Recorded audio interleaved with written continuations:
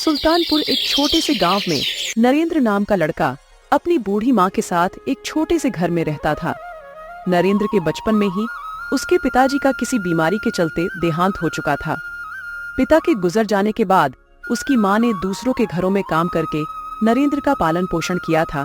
एक दिन नरेंद्र की माँ नरेंद्र से कहती है, बेटा, जब तेरे पिताजी का इंतकाल हुआ था, तू जब 2 साल का ही था, तुझे मैंने बड़ी मेहनत मशक्कत से पाला है। अब तुझे ही घर का सारा काम संभालना होगा। तू कुछ काम देख ले। माँ, मैं पढ़ा लिखा भी तो नहीं हूँ। मुझे मजदूरी के अलावा कोई और काम नहीं मिलेगा।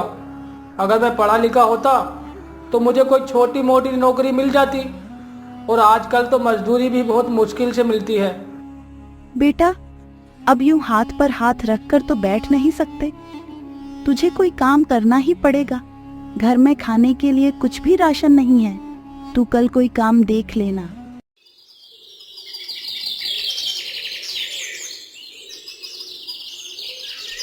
अगले ही दिन नरेंद्र मजदूरों के एक ठिकाने पर जाता है जहां लोग मजदूरों को बुलाने आते थे। वहां बहुत से मजदूर होते हैं, लेकिन नरेंद्र को कोई भी काम नहीं देता है।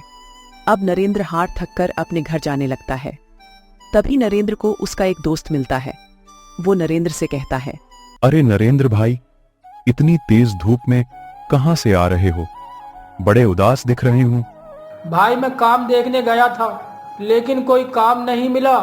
अब माँ को क्या जवाब दूंगा, बस यही बात परेशान कर रही है। अरे नरेंद्र भाई, इतनी बात तो तू मुझे बता देता, मैं तुझे काम दिला दूंगा। कल तू मेरे घर आ जाना, मैं तुम्हें एक जगह काम दिलवा दूंगा। ठीक है भाई, मैं कल तुम्हारे घर आ जाऊंगा। इतना कहकर नरेंद्र अपने घर चला जाता है। आ गया बेटा तू, मैं तेरा ही इंतजार कर रही थी। कुछ काम मिला कि नहीं? माँ, काम तो कुछ नहीं मिला, लेकिन मुझे मेरा एक दोस्त मिला था। वो मुझे काम दिलवाने के लिए कह रहा था। उसने मुझे कल बुलाया है। बेटा, तू कल जाकर कोई काम जरूर देख ले। मैं आज बराबर वाले घर से 1 किलो चावल उधार लेकर आई थी।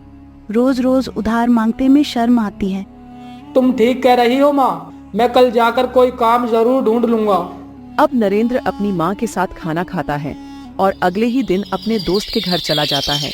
उसका दोस्त उसे एक गोदाम पर ले जाता है।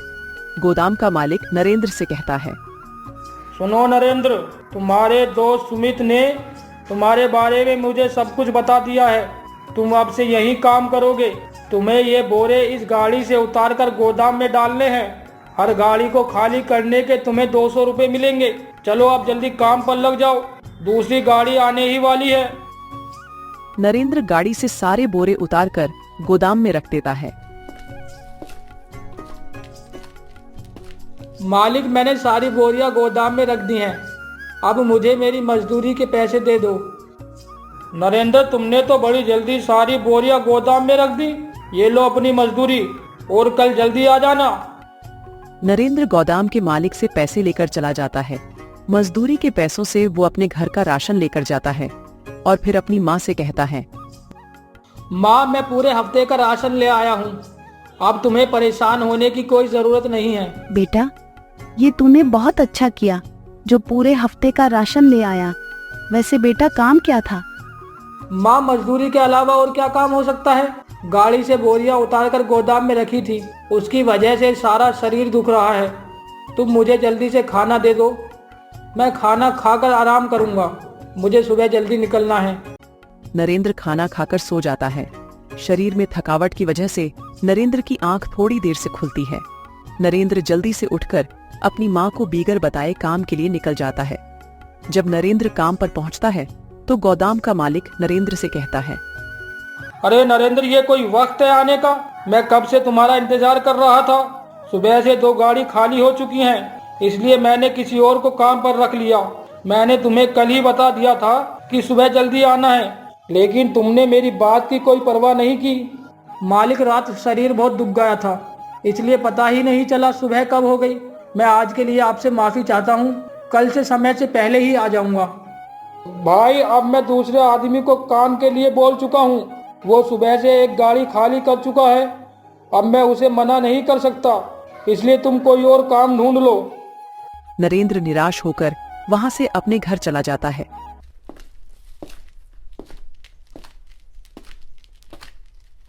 नरेंद्र की माँ नरेंद्र से कहती है, अरे बेटा, तू सुबह बगैर बताए चला गया था, कुछ खाकर भी नहीं गया।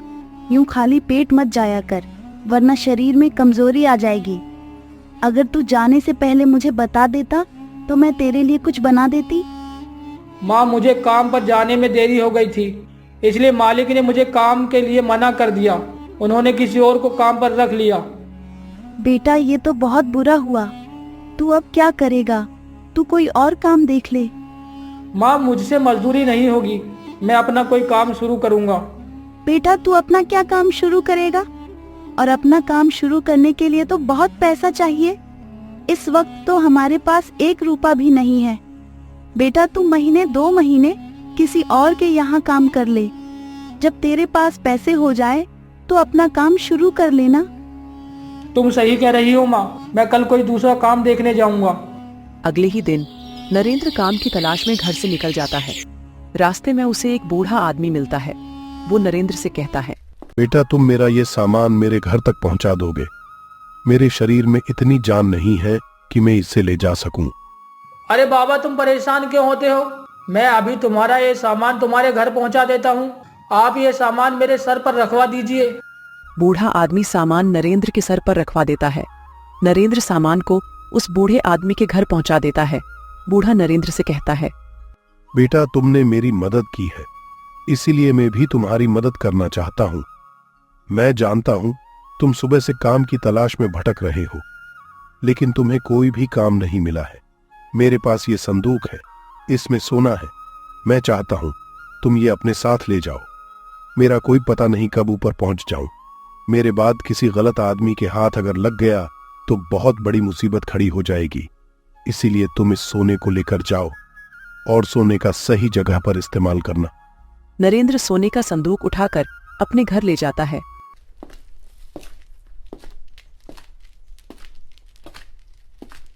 और सारी बात अपनी माँ को बताता है। बेटा, तुझे ऊपर वाले ने अपनी दौलत से नवाजा है। इस सोने का सही जगह इस्तेमाल करना। जैसे हम लोग गरीब हैं, वैसे ही हजारों लोग गरीब हैं। तुम सबकी मदद करना। जो दूसरों की मदद करता है, खुदा उसकी मदद करता है। माँ, जैसा तुम कहोगी वैसा ही होगा। मैं इस सोने को बेचकर जमीन लूंगा और उस पर खेती करूंगा। नरेंद्र सारा सोना बाजार में बेचकर बहुत सारी जमीन खरीदता है, जिससे उसकी पैदावार बहुत अच्छी हो जाती है। वो अपने गांव में ऐलान लगवा देता है, जिसे भी मदद की जरूरत हो वो नरेंद्र के यहाँ आ सकता है। अपनी कोई भी परेशानी लेकर एक दिन नरेंद्र की माँ नरेंद्र से कहती है, बेटा, अब हमारे पास किसी चीज की कमी नहीं है, इसलिए मैं सोच रही थी तू शादी कर ले। मेरे शरीर में इतनी जान नहीं है कि मैं घर का काम कर सकूं। तेरी शादी हो जाएगी तो मुझे राहत मिल जाएगी। कुछ ही दिनों में नरेंद्र की माँ नरेंद्र की शादी करवा देती है। शुरू में नरेंद्र की पत्नी घर का सारा काम अच्छे से करती है, लेकिन कुछ दिन बीत जाने के बाद उसने काम करना छोड़ दिया। बस उतनी देर ही काम करती जितनी देर नरेंद्र घर पर रहता, लेकिन नरेंद्र के बाद वो नरेंद्र की माँ से सारा काम करवाती थी। ए बुढ़िया, तू खाती तो बहुत है, काम तू कुछ करती नहीं। तूने मुझे मशीन समझ रखा है जो काम पे काम बताती रहती है। अब घर का सारा काम तू ही किया करेगी, वरना घर से निकाल दूंगी। अगर ये बात तूने अपने बेटे को बताई तो तुझे वृद्ध आश्रम में छोड़ आऊंगी। फिर पड़ी रहना वहाँ। और सुन, घर का सारा काम करने के बाद मेरे लिए चाय बना देना अच्छी सी। बेटा, बाहर गरीब आदमी मदद के लिए आए हैं, उन्हें कुछ राशन या पैसे दे दो। आज से इस घर में किसी की मदद नहीं होगी, न किसी को कोई राशन दिया जाएगा, न ही पैसे। मेरा पति इतनी मेहनत से पैसा कमाता है और मैं उन पैसों को इन गरीब लोगों पर उड़ा दूं, ये सही नहीं है। अब घर में जो होगा मेरी मर्जी से होगा, जो मैं चाहूंगी वो होगा। उधर वो बूढ़े बाबा जिन्होंने नरेंद्र को सोने का संदूक दिया था, वो सोचते हैं कि नरेंद्र को जो उसने सोना दिया था वो उसका सही से इस्तेमाल कर भी रहा है कि नहीं। इसलिए वो नरेंद्र के घर मदद के लिए जाता है। अरे बेटा, कोई है घर में, मुझे मदद की जरूरत है। उतने में नरेंद्र की पत्नी आती है और बूढ़े आदमी से कहती है, ए बूढ़े, क्यों चिल्ला रहा है? हम क्या बहरे हैं जो इतनी जोर जोर से चिल्ला रहा है? बता क्या हुआ? बेटा, मुझे नरेंद्र से मिलना है। मुझे उससे काम था। मेरी 2 बेटियों की शादी है, इसलिए थोड़ी मदद के लिए आया हूँ। तेरी बेटियों की शादी है तो हम क्या करें? नरेंद्र तुम जैसे गरीब लोगों से नहीं मिलता है, समझे? मालदार आदमी देखा नहीं कि मुंह उठाकर चले आते हैं। बेटी, तू नादान है। इस तरह किसी बुजुर्ग का अपमान नहीं करते। मुझे एक बार नरेंद्र से मिलना है बस। अरे एक बार बोल दिया। नरेंद्र गरीब लोगों से नहीं मिलता है, वो तो गरीब लोगों की तरफ देखता भी नहीं है। चलो अब यहाँ से जाओ। बूढ़ा वहाँ से चला जाता है। उतने में ही नरेंद्र आ जाता है और अपनी माँ से कहता है, माँ, बाहर इतने आदमी औरत मदद के लिए खड़े हैं, तुमने उन्हें कुछ दिया नहीं और तुम्हारी ये हालत कैसे हो रही है? नरेंद्र की माँ नरेंद्र को सारी बात बताती है। बेटा, तेरी पत्नी मुझसे घर का सारा काम करवाती है और मुझे धमकी देती है कि अगर मैंने तुम्हें बताया तो मुझे घर से निकल देगी। सुमित्रा, मैं ये क्या सुन रहा हूँ? तुम मेरी माँ से घर का सारा काम करवाती हो और माँ को घर से निकालने की धमकी देती हो। तुम्हारी हिम्मत कैसे हुई मेरी माँ से काम करवाने की? तुम मेरी माँ को घर से निकालने की धमकी देती हो। मेरी माँ ने जिंदगी भर मुसीबत कूटी है, पूरी जिंदगी गरीबी में काट दी। अब थोड़ा सा आराम मिला है तो तुम परेशान करती हो। मैंने तुमसे शादी इसलिए नहीं की कि तुम मेरी माँ को परेशान करो, बल्कि इसलिए की है कि मेरी माँ को आराम मिल सके। तुम अभी के अभी अपने पिताजी के घर चली जाओ, वरना अच्छा नहीं होगा। मुझे माफ कर दीजिए, आगे से कभी ऐसा नहीं होगा। मैं तुम्हारे पैर पकड़ती हूँ। बेटा, माफ कर दे, गलती इंसान से ही होती है। उतने में ही वो बूढ़ा आदमी आ जाता है।